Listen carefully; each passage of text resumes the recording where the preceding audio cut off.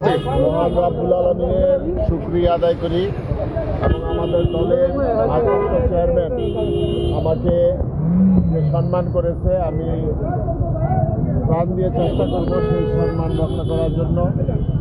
আমাদের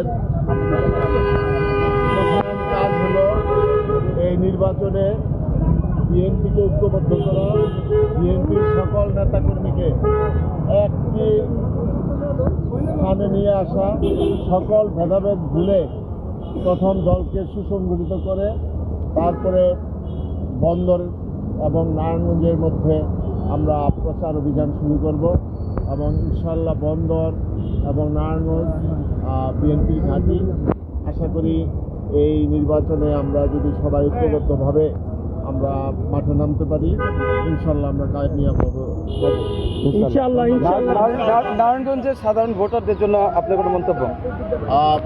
নারায়ণগঞ্জের মানুষের জন্য আমার প্রত্যাশা থাকবে যে আমি নারায়ণগঞ্জের গত 15 বছর আন্দোলন সংগ্রাম করেছি, নারায়ণগঞ্জের মানুষের সাথে থেকেছি, সবসময় রাজপথে থেকেছি, মানুষের সাথে আমার হৃদয়ের সম্পর্ক।